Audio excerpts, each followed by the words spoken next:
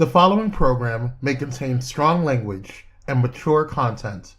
Viewer discretion is advised.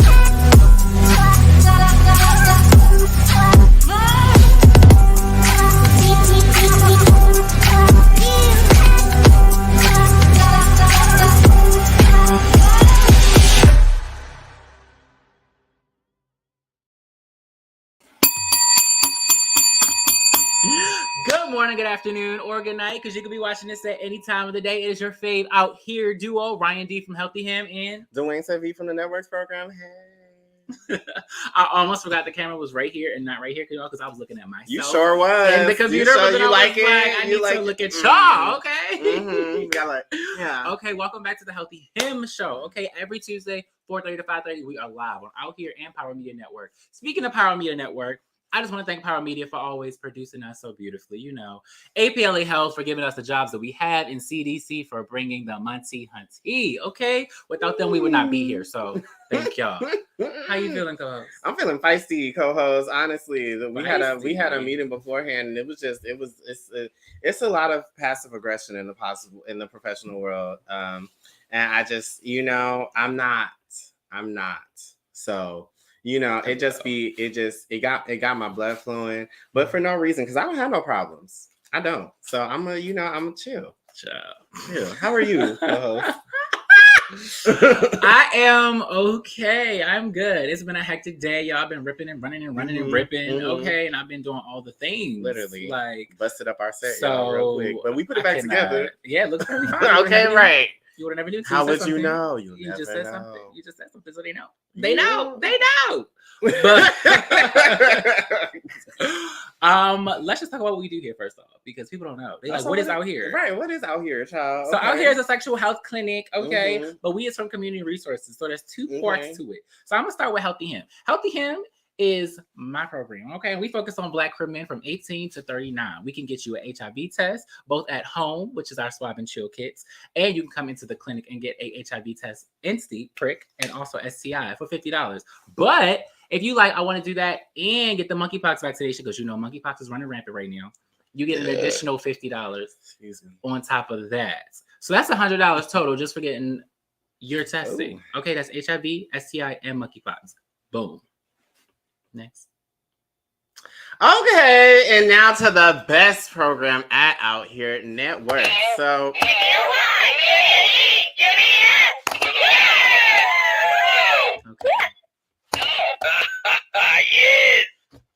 and so without further ado, Network. So what we offer is instant HIV testing to anybody 18 and up. Okay, that is you are Black, brown, lady, trans, masculine or effeminate, okay, or non-binary, okay. Come see us and we will HIV test you, okay. It's the quick little rapid HIV test. We can get you STD testing as well if you would like that. They don't we do. You know what? And that's none of your business. But we do incentivize for the HIV test, okay? We also have our, fun programs. We have our dance class every Tuesday, except this Tuesday, okay? And then we have Men's Mountaintop that will be coming back next month, okay? And yes, that is, the most part. And we have another group coming up for the femmes and the non-binaries, okay? It's going to be real cute. Coming soon. Check it out. And we also can have some prep and pep talks, if you want to learn more information about it. And if you would like to get links, we can do that as well. So come see us, and I'm sure you've seen our ads on Instagram and things. I'm sure you've, seen a influencer or two, promote. That's us too. Okay. Under another grant that we have. Okay. But yeah, we do a lot here. That's why we're the best. Well, yeah. Okay. But what else? My do we humbleness do? won't allow me to compete because there's no need to compete, but you can't compare. Right, Now, that's why you can't. No, sweetie, we offer money for all, so it don't even matter. I don't need to compare that. Who? But nevertheless, So you offer money for we women? offer linkage For to women? care, For women? all programs, For women? linkage to care, For women? all programs, linkage to care. Like I said, So not women. y'all get $25. So not women. $25. Oh wow, That's it. Sounds very exclusive to me, but okay. Yes, but you can get $100 versus $25. Mm-mm. Child. Mm-mm. Anyways, Not women. You keep just, the girls. Just black men, and it's not even. It's What show 18 is to this? 39. What show is this? Mm. Oh, okay. Anyways, we're not doing this right now. Like I was saying, we offer linkage to care for those who are newly positive or who are out of care and need to be linked back into care. So if anyone who is positive or you know you're positive and you haven't been in care in a while, we can link you back into care. Or if you just like, I want to know my status and to come from my home, again, we have at-home HIV test, who is led by Dion himself, my colleague who you guys have met. And without further ado, I want to get into the show because we are running late. So can we please bring our guest, y'all?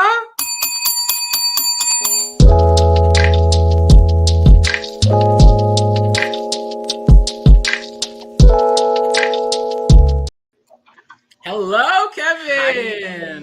Hello. I put your headshot in there. It was real cute. I was like, okay, look at you. Thank you. Thank you. Okay, so Kevin, can you, well, I already said your name, but can you give us your pronouns and your orientation, your sexual orientation? Sure. As you know, I'm Kevin. My pronouns, he, him, his, or I guess in some cases, some people like to say her, Okay. depending on who the friends are. But sexual orientation, I am gay. There we go. Keep on. Okay. And you say orientation, say it again, I'm sorry. I'm gay. Okay, come on. Okay, so first off, if y'all didn't see the title, it's My Dads Are Black and Gay. Okay, let's get into it. My dads are black and gay. Now, that is so rare to me. A lot of people, I was talking to my supervisor, he said that's kind of like, he's seen so much of it, but I'm like, my supervisor's a little older, so it makes sense. But I personally... He's 50. I personally put that out there. He tells us all the time. I personally haven't seen it, so it's really like a shocker to me, especially seeing like two black gay men like love each other, but also have a black gay son. Like I love that. I don't know, it's beautiful to me. But without further ado, when did you realize your parents were a quote unquote non-traditional household? I realized. It's funny. I realized it at the age of 19, pretty much. Oh wow. Okay. Yeah. It was because it really was more of the fact that my parents just wanted to make sure that I was loved and raised in a very conformed household, and it didn't really matter what else would come from it. So it's like it may have been there in the back of my head, but it just never fully registered because to me, I guess it didn't matter. I feel that. Okay. Period. Okay. I thought you was about to say something. No, I mean that's just like I was expecting like 13, 16. Nah, Kev said 19. Like, fresh out of high school into college, or whatever journey we take, because not college isn't for everybody. This is true. So what was your experience growing up with like two dads? Before we get to that. Oh, you had a question? Yes. Elaborate on the first question. Oh, let me not hit the table. So if you don't mind me asking, this is through adoption, correct? Correct. When did you find out you were adopted, if you don't mind me asking? Was that also 19 or? I found out when I was younger, but again, I didn't really understand it. So I guess around 21 is when it finally, the conversation really happened. So it was just more of like, because my mom was always still in my life. My biological mother and my siblings were always in my life. So nobody really thought it was really that important to have that conversation. The only conversation that truly ever was had was ideally why my biological father wasn't in my life, but it was a give or take. Like, do I want to focus on that or be happy with what I have currently? So that part. Okay. And how is your relationship of your dad's with your biological mother? Are they all cool? Yeah, she's been in my life since day one.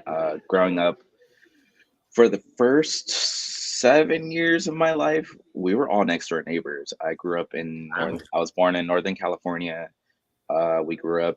I grew up in Monterey, and then we were all neighbors until pretty much my adoptive parents had to move to LA, and I went to school and got raised out here. But holidays and whatnot, it would vary. I'd be here maybe for Easter, and then be there for like summer. It'll switch off. So everybody was always in tune, and if I did bad in school, she would always know. So it was just all hands on deck. Okay, I love that relationship. That's dope. Okay, go ahead. I'm sorry. You can continue, calls. Oh no, those are really good questions. You know, we love a good like contextual question and things like that. But you know, back to the best. What was your experience growing up with two dads as far as like school, friends, you know, etc., things like that? Did you ever feel like an outcast or anything like that? I mean, there was always a slight resentment in because I would always have friends and people who would get raised by mom and dad and then have their siblings in the house and whatnot. But being the youngest of three and being raised as an only child, there were a lot of like countermeasures and self arguments with myself where I wasn't making sense of things, but then I was kind of happy and content with not having to deal with a lot of the sibling rivalry and things like that. Growing up with two gay dads, I guess for me it wasn't difficult because I didn't know. I didn't know that they were gay until I didn't know they were a couple until I was 21. Didn't know they were gay until I was like 19, around the same time. And then the biggest thing for me was I grew up around a whole bunch of gay people. Like all their friends, all their friends and gay family was all gay. So I grew up in history and years and different age groups of gay people. So it just became a natural thing for me. That's funny because like I have a similar story kind of. So I can kind of like see, like, do you feel like you were sheltered to a degree to a point where it was like it was so normal for you?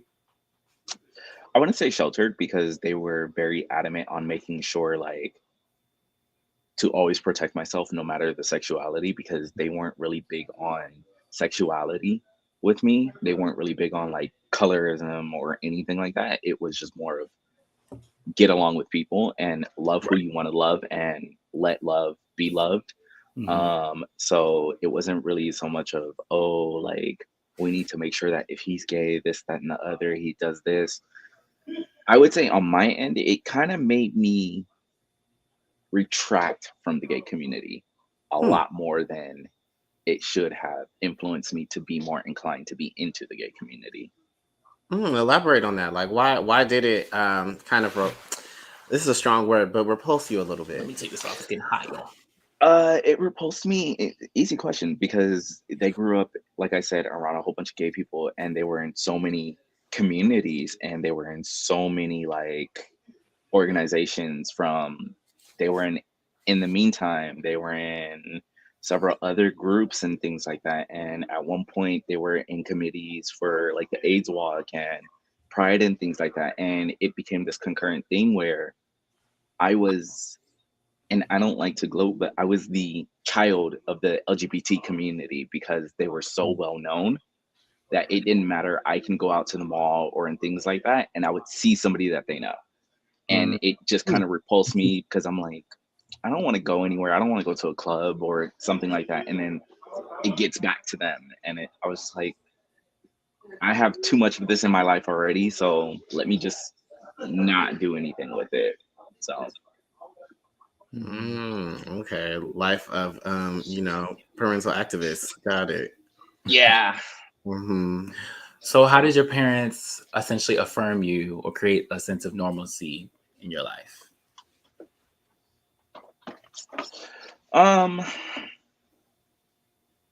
That's a good question. I guess the best thing that I can say is they just made sure I did what I was supposed to do, no matter what, like going to school, making sure things were as normal as possible. like going to school, waking up, making friends, the day-to-day things, reassuring me, showing me love, showing me care, that despite all else, that they love me and that I am cared for and things like that, no matter what. I think they kind of kept that door open where if ever I had a question or a concern or anything like that, I can come to them. So they didn't really want to push anything on me. I think it was more of a learning stance for me, but also for them because I was their first child. I am their first child. They've never had a child before me. So it was more of, well, we don't know how to raise a kid and we didn't expect that this was going to happen. So now we're here. And then here's this kid who doesn't know how to live life yet. So I guess we're going to learn this together.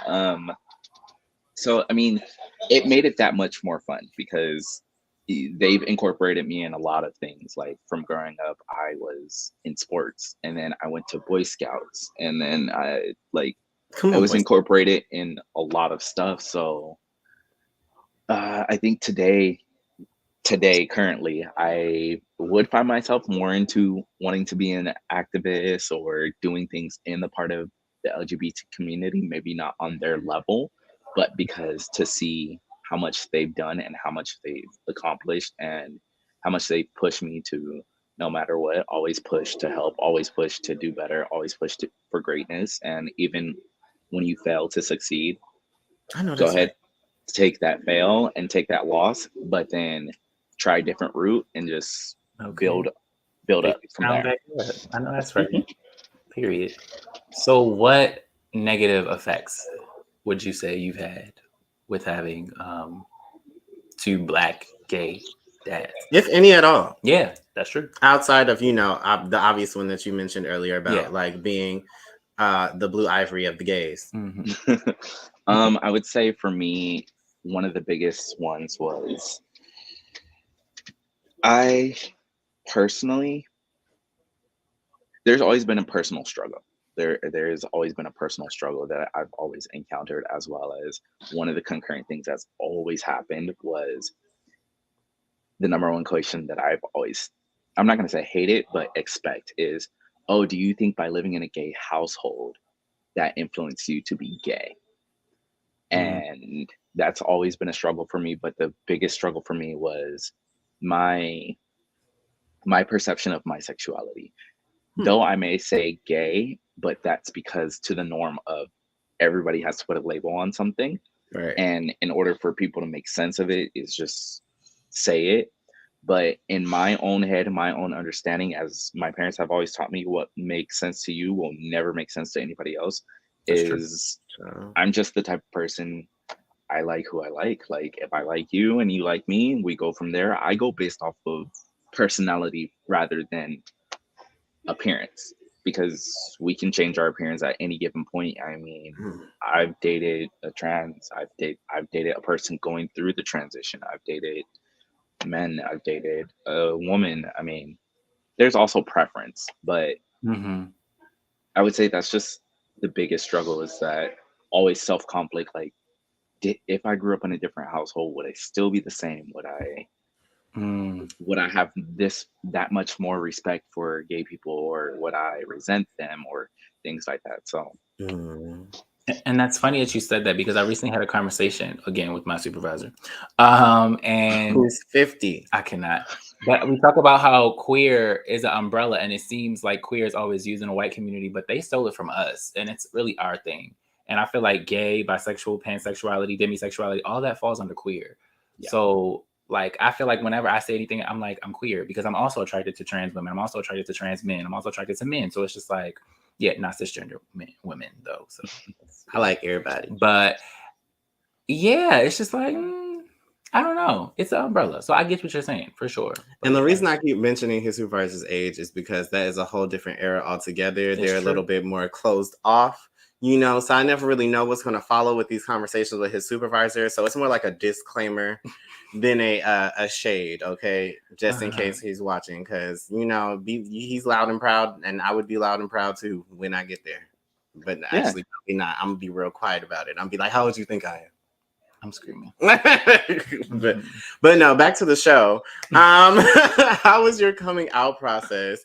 And adding to your point of like, you know, growing up in a you know, gay household, do you feel like it would have been difficult growing up in a straight household, you know, and discovering who you are and what you like, how you like what you like, how you live, and do all the nasty things?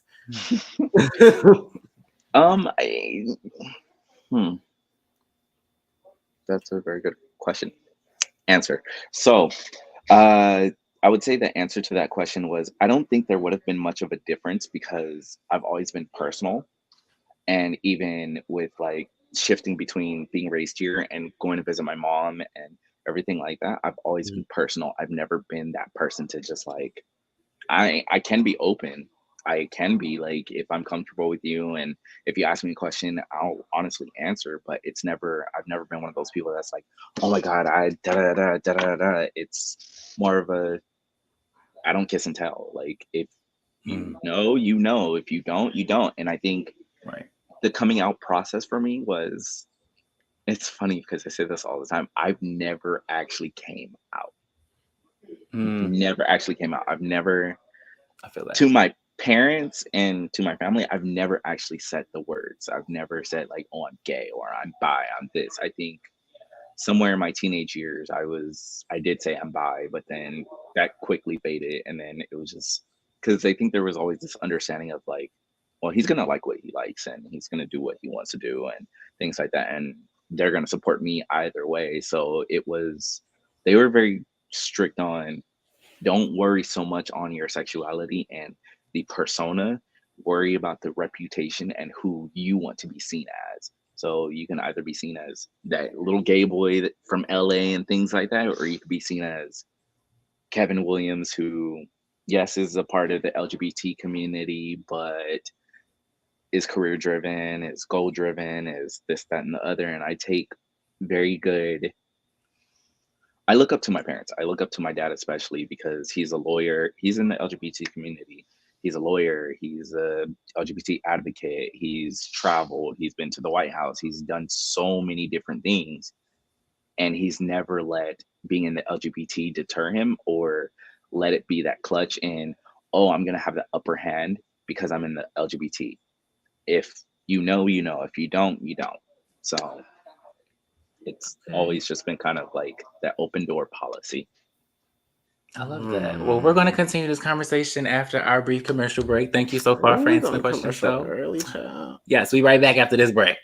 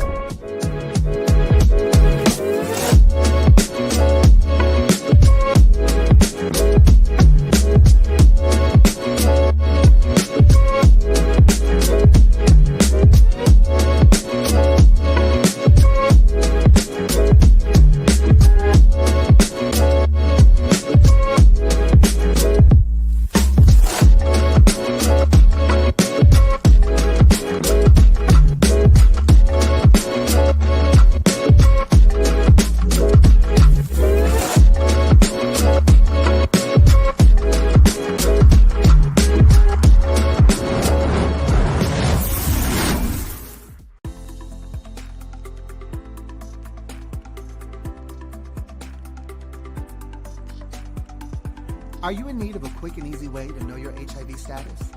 Swab and Chill is a discreet way to learn your status in the comfort of your own home. The process gives you results in 20 minutes. Swab the upper gums, swab the lower gums, and voila! Simply follow the colorful step-by-step instructions located inside the kit. Or call APLA and we can assist you virtually. In addition, all kits include condoms and lube for that penetrative fun. For our trans clients, we have Swab and Chill Plus, a customizable kit for trans-specific needs. And we haven't forgotten about COVID either. All kits include personal protection gear, like face masks, comfortable yet stylish, a personal touch tool for dealing with those germ-infested handles and ATM keypads, wet wipes for those little messes that need cleaning up, Also, keep that summer body protected with Swab and Chill sunscreen. And don't forget about our fanny packs for those quick trips to the store. All this can be yours. Simply call Swab and Chill at 323-329-9713 or email us at swabandchill@apla.org. We would love for you to be part of our Swab and Chill family. Come swab and chill with us!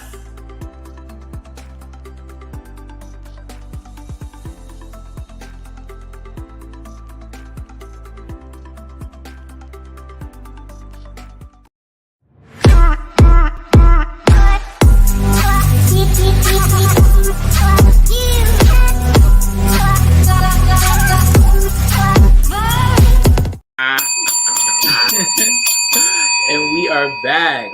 We have Kevin W with us today. Mr. Williams, if you're nasty. I'm trying so hard not to look at the computer, but I'm looking at what's the name? Nobody is still in the office. As y'all can tell, Kevin is in our office here. We wanted to have some dimension, so we told him to, be in Dion's office. As y'all can tell, he was on the show before. He was in the same spot. But Kevin, thank you for being on the show. And today we are talking about my dad is a black. My dad. Gay. Or my dads, you're right. Are black. And gay. Okay. Bye, Dion. LOL. That's annoying. But yeah, so we left off and we were discussing how Kevin's experience would be different, potentially different in a straight household, how he would feel. But you had a question, Cole. Yeah, I had a quick question before we went to we cut to commercial, because you were saying that your dad, has accomplished so many things, and there you go. And your dad has accomplished many things. You listed the resume a little bit, just to tad the accolades and things. Okay. And so you said he never let his queerness deter him from accomplishing his goals and things like that. So my question is, did he ever hide it to get to his goals? Did he ever just not say it? Was there a type of code switch or assimilation to heteronormative spaces for that, or was he always showing up as his authentic self as a black queer man? I think from personal experience and from what I've seen, he's always been his authentic self. But I think there's always been, and I think this is with anybody, we always have that code switch where it depends on the situation. It depends on who you're with or who you're around. Can you be more of yourself, or should you limit that? But from what I've always noticed, he's always been himself. He primarily works around children, and he works for, I don't know if you guys ever heard of Project Fatherhood for kids and things like that, and being in law as well. But from what I've noticed, he's never really hid himself. It's one of those, and I hear him all the time. It's like, so what? Yeah, I'm gay, but I'm still gonna get the job done. He's very big, and one of the biggest lessons I've ever been taught by him is be true to yourself, because if you're not true to yourself, other people will see that and they will treat you as much of a stranger as you are to yourself. So nobody will ever take full trust in you, because they know something's off. So if they don't accept you as you are, then that's not the crowd that you need to be in. And that goes with work, that goes with friends, that goes with relationships, that goes with pretty much anything that he's ever taught me. So I love that. Okay, so personal question. I don't know if your dad's wants you to disclose, but one, how old are they?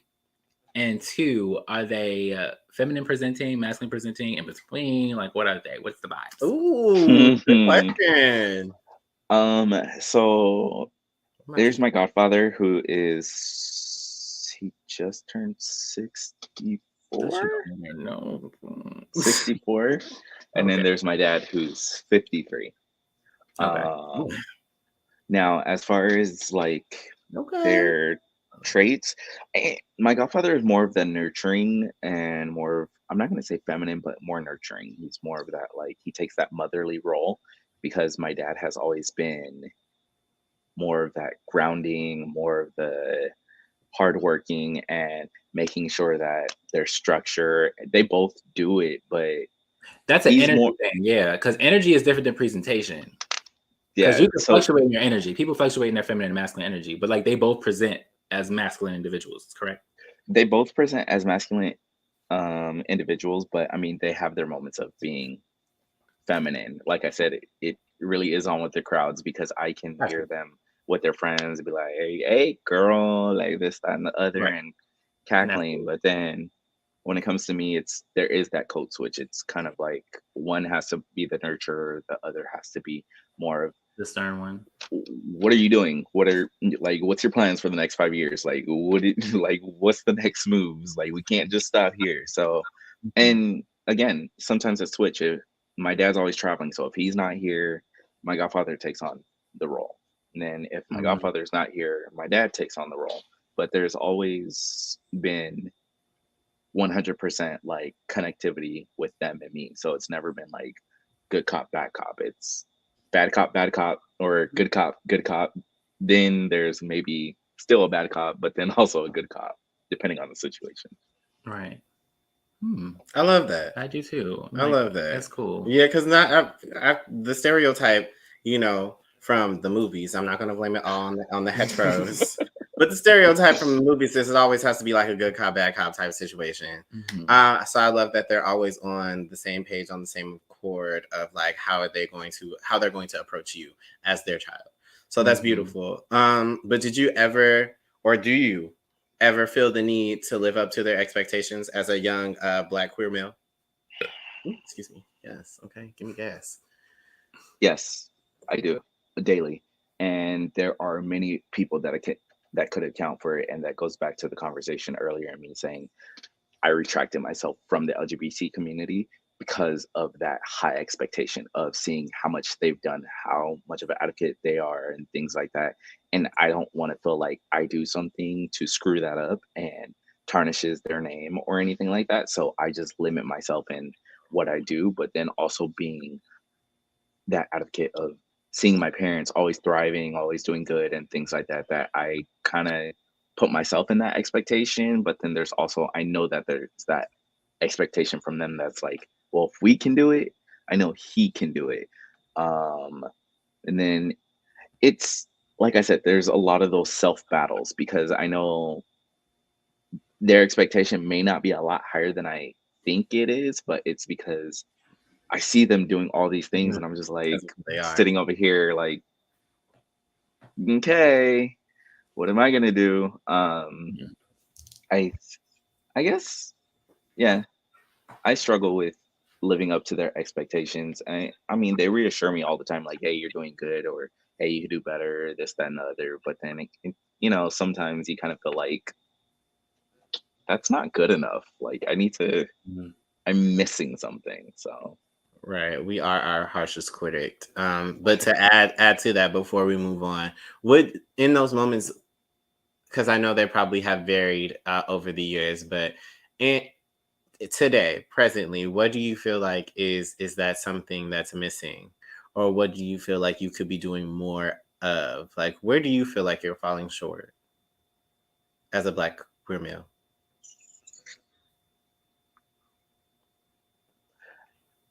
Three things.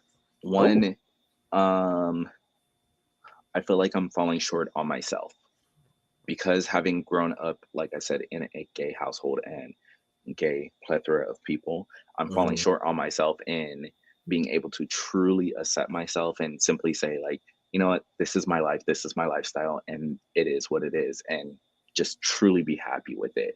Not to say that I don't love it, it's just I do have those battles because, again, being adopted is one thing, because you still have to deal with those battles and things like that, like why me, this, then the other, then a plethora of other things. And then two, I think I fall short in the fact that I know what I'm capable of, especially when it comes to the LGBT community. The fact that I've had history and ages of people in my ear or telling me life lessons or educating me on the gay community and things like that. And knowing that, even talking to my parents, they always ask me, why don't you do something in the community or be an advocate or anything like that? because you have the knowledge, you have the history, you have the skills, you have the communication to be able to do it. And then 3, I sell myself short. I think I humble myself too much to a point where I sell myself short in the aspect of there's a lot of self-doubt. So it becomes that struggle, and then it's like by the time I'm like, you know what, I could do it, it's already on to the next thing. So You know what I didn't ask, which I should have asked when I was getting you ready for the show. I should have asked you to send me a picture of your fathers. I would have loved to see them. Do you have a picture on you right now? By chance? On your phone? I don't. No. Ah, really? Good answer. He's like, no, I don't. But I feel like you do. But it's okay. You can show me Right, after the show. right. After the show. Okay. But next thing we're gonna ask is, how did they educate you about the birds and the bees? Or the birds and the birds, I guess. How was that? Yeah, exactly. Hello.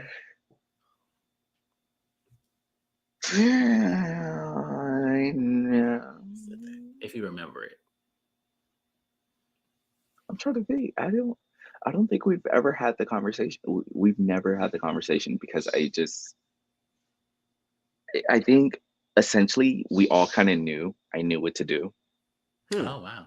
Okay. Yeah, I mean, because growing up, I've always been a quiet kid, but I've always been very observant. So they knew that I was always paying attention. They knew I was always listening. So I think essentially they didn't feel like they need to tell me, because there were a lot of conversations that I hear a lot of people say that they've had with their parents, and I'm just like, I've never had that conversation. I've never, like the birds and the birds or the birds and the bees. Yeah. I've never had that either. And I think about it. That's a really interesting thing. Yeah, I've never had it. And I mean, like, even the whole staying healthy and staying active and things like that, that was just really on my own accord. And they just kind of supported it and was just like, I mean, it's doing good for him. So we're just going to keep supporting it. I mean, there are times, I'm not going to lie, we all slip or we all fail or we all like miss something. And that's where our parents come in and be like, hey, we're going to go back on the right path. Like, you're slipping here. But yeah. So how did you get educated on sexual health? You know, it's what we do here. We got to ask. How did I get educated on sexual health? I mean, aside from the lack of skills that schools will teach us, there was school, and then I mean, there were minor conversations that I had with my parents. Like, it was never too exclusive. It was more of like, hey, like, are you doing okay? Like, are you doing what you're supposed to do? Like, I know you're not going to tell us that you're out doing God knows what, but like, you're protecting yourself, like, and things like that. I mean, there was a good period of time I was doing therapy, and there was a lot of sexual education that was happening in that therapy as well with my therapist, due to the fact that they just felt it was needed that I need to understand, because a lot of those therapy sessions concluded from my growing up, my childhood, the self-trauma of not understanding why I was adopted and things like that, and growing up in a gay household and having to understand that it's not normal, I should say, and that the standard is mom and dad, or just a mom. man and or just mom and things like, or just dad. So to have dad and dad, it's kind of like, it creates a lot of boundaries. I think for me, the biggest thing was when I was younger, my parents were very conservative about the whole LGBT thing. And I think that's why it took so long for me to understand it, because whenever it came to my friends being around and things like that, it was always one parent around and not really so much the other. There were times when both were. It's funny, they will tell you, at my high school graduation, a good group of my friends were there, and they were shocked, and they told me they were shocked to realize that my friends never knew that they were gay. I told them, but they just never knew. So to be there and see both parents there, it was just kind of like, oh, like this is real. This is really happening.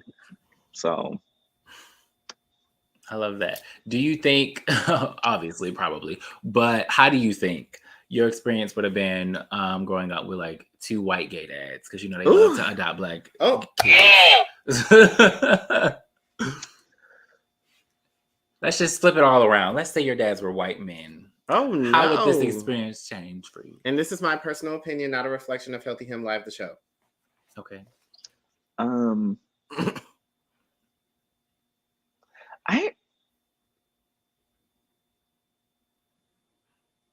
I don't think it would be much different. Right. I personally, I don't, because again, now I don't know on the basis of how they would raise me. I can only go based off of my present feelings and how I was raised, where I grew up in neighborhoods with so much diversity. I've had Hispanic friends, I've had white friends, I've had black friends, I've had Asian friends. I was in a Boy Scout troop that was predominantly Korean and things like that. So I mean, I was the first black in my Boy Scout troop. So I think I don't think it would really make that much of a difference, because like I said, I don't really see, I can't say I don't see color. I don't see color to a degree. To a degree, I do not see color, as well as I don't think it should matter the color of a person's skin or the gender of a person or their sexuality. It should matter of if that person is doing what needs to be done to make sure their child or whoever they're looking after is succeeding or is set up for whatever they want to do in life. Because if I'm 50 years old and I'm a white man and I decide to adopt a gay black boy, what I decide to do should make nothing against to what he's going to do. I need to make sure that they succeed. So I personally, I don't think it should be a problem that two white men decide to adopt a gay black boy. Personally, I find it more appealing. Why? Because it teaches that much more diversity, and it breaks a lot of barriers. You have a different perspective than myself and my co-host. But I just find it very pleasing. Sorry, go ahead. I just find it pleasing because like it breaks a lot of those boundaries and barriers and things like that, because yes, there's going to be a lot of that counter attack in the aspect of now kids are going to be looking like, you have two white dads, or they're gay and you're black and this, that, and the other. But then it helps build that confidence in saying, okay, yeah, like I do, but I'm going to school just as you are. I'm getting an education just as you are. It shouldn't matter, as my parents have always taught me, it shouldn't matter what's happening behind closed doors. Shout out to your parents. That's a good lesson. It's true. So I minus your view on it being you said preferable. I don't disagree with anything that you said. My only concern is about the child's blackness and their education of that in the culture. That is true. That is my only concern, because I agree, like as long as they're taking care of the child, showing the child, you know, how to be a productive, respectful, and let's not forget happy, you know, human being in society, I feel like they're doing their job correctly. I think my only concern would be like if they were ever trying to connect to their culture, how would that's my only disconnect when it comes to like things like that. So what's your take on that?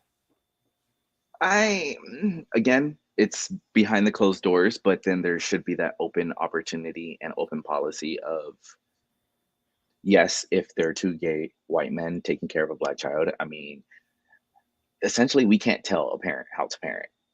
So, but I mean, is it preferred that they get acquainted with being in their own community and things like that? Yes. But I mean, personally, I don't think it should make a difference, only because, like I said, I grew up in a diverse neighborhood. I grew up predominantly around different ethnicities, but I was never sold short of knowing what the black community is about.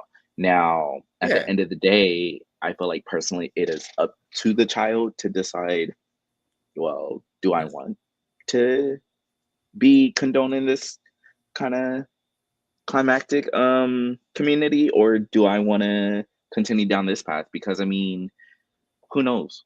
Those two white parents may have gay black friends, or they may be more in tune with the black community, and just the child just doesn't want to partake in it or see a benefit or a reason why. So I mean, I think that goes based off of preference of, Hmm. because you can grow, you can raise a child in a black neighborhood, but Mhm. they can. Well, I'm just saying No, hypothetically, you can raise. I felt like I said where you were going with it, and I agree. I've experienced a few that have been raised in in black neighborhoods, black families, and don't find that sense of connection or community within. So I totally get it. Which again, I don't disagree with anything that you're saying. Yeah, it's just like like my co-host eloquently put, like there's just a difference in certain ideologies and views to a degree because again, like a lot of things that you have said have been spot on. I feel like 100% as far as like what could happen and things of that nature. I think about small things. Are you done, Carlos? I'm sorry. I'll go for it. I think about small things. I think about like, how you gonna know how to cut your hair? Like, how are you gonna know how to do your hair? Our hair is much different than white individuals, so they have to know what hair, like who they gonna take you to get a haircut, who's gonna do your hair. If you're a female, that's gonna be even more because it's not the same. It's the different texture, all of that. But then again, that goes back to what he said about the black gay friends. That if he has friends that they could have, that's if they have friends. Well, I mean, yeah, there's that, but how is that any different from having two gay black parents? Like myself having two gay black parents, they still got to figure out how to get my hair cut, which way my hair grows, and what But they probably products. know how to deal with it compared to our white counterparts. Especially considering the black community has a wide variety of hair textures and patterns. Yeah, but I mean, that doesn't mean that they can't learn. That's true. Oh yeah, because you are your individual. And like, YouTube is very accessible. Well, now Because Hello? I only no, true. I only say that because I mean, you see a lot of interracial couples. You see a lot of like white mothers with black fathers, and then their child comes out black with black hair and things like that. That mother has to get on board with learning their child's hair, or vice versa, and things like that. So I mean, it's kind of a learning curve. It's like that trial and error. Well, we got to figure out what works, what doesn't work, what products doesn't work, and things like that. And I think that's where that communication comes in, where and that research and communication of understanding, like, okay, well, my child has very full hair or thick hair and things like that. So what products can I use? Or my child has severe acne and Proactive just doesn't work, or Noxzema doesn't work. So what can we use? So I mean, it's communication. Communication just has to happen, and that's on. Quite frankly, that's where that communication, not only between the parents but the child, has to work. Is your hair dry? Do you feel like your scalp hurts and things like that? And gonna behold, that's where friends come in too at school, where your friends are gonna be like, That's true. what products are you using? Okay, girl, Don't use that. Don't use that, and things like that. So That part. it takes a village. It takes does. literally a village to raise somebody. So do two questions, two part. Oh, come on, two-parter. One, do you see yourself with a fellow black queer man? Because it could be any type of gay, bisexual, you never know. Or do you see yourself outside of that identity? And then the second part was like, do you want kids as well? I do want kids. And then as far as see myself with a queer man, I do see myself with a queer man. I'm not gonna shorten it by saying a black queer man. Okay. It is preferred. Okay. Don't get me wrong, it is preferred because we will understand each other and we come from the same community. Right. But I'm not gonna sell the heart short. I mean, for those who do believe in God or higher being and whatnot, I believe Mhm. that we all have a destiny. We all have a plan. We all have something to benefit from. So, I mean, if his plan is I'm to be with a Hispanic or Asian or whatever, then so be it. And then, I mean, anything can happen. Sometimes your partner is like sitting right next to you. So, I mean, I'm not going to sell myself short of it. Mhm. So, Okay. Cause. Hmm. Wow, a word. Wow. Wow. That was very insightful. It was. Wow, took my breath away. See, all I can say is wow now. So without further ado, we are coming to a close. So with that being said, we have one LOL. last question. Okay, are you ready? yeah. Are you Are ready? you ready? Okay. Yeah. So no, I'm just playing. So what advice would you give to another young individual growing up with two dads, having trouble finding their true identity, like who they are outside of their, their dads or, the household or the, the environment that they were brought up in? I would say the best advice I could give somebody else that's going through that is be true to yourself, find yourself. I mean, yes, take pride in knowing that you have two gay parents, and that'll make things much easier or that much more difficult because it made it that much more difficult for me. But just be comfortable with who you are, as well as don't be afraid. Don't be afraid to question those things. Don't be afraid to experiment. Don't be afraid to push the boundaries, push the agenda. If you're uncomfortable with something, say something. I mean, because Yes, be a pusher. at the end of the day, when all said and done, it's going to be you. It's going to be you walking down that altar. It's going to be you getting that apartment and things like that. And It's true. take every lesson, take everything in stride. So every fail, every win, everything possible, take it in stride. Why? Because it all helps you build to be the person that you want to be, not the person they want you to be, because you're going to come across a lot of people that either is for it or against it, and you'll know who's by you and who's not by you. So just take it day by day, and I mean, living your truth, honestly. That's true. Okay. Well, thank you for being on the show today, Kevin. Okay, it was a great show. Come on. We love that. Thank you Without for further ado, having like me. my co-host said, you said, I'm sorry? I said thank you for having me. Of course. Like my co-host said, we do not have hip hop tonight, but we will be back next Tuesday. Yes, next Tuesday, y'all. Correct. Okay, with a new dance, a new choreography, hopefully a new cut. Cause child, I'm screaming. Whoa. Okay, so this Thursday is World AIDS Day, so everyone, please go out there and get tested. Know your status, okay? Please know your status, and you can always come to out here if you want to get tested. We will be doing Healthy Him will be doing an event at AMDA, American Musical Dramatic Academy in Hollywood. So if you're in the area, stop by and say hi to us. This Thursday, also, we are having BQT. It's every Thursday. So we are doing conflict resolution with Marty, our Black queer therapist. He's going to be here doing conflict resolution. Back again. Okay. Yes, every month. So, yeah, we hope you guys enjoyed the show. Again, thank you, Kevin. And it's your fave duo saying bye.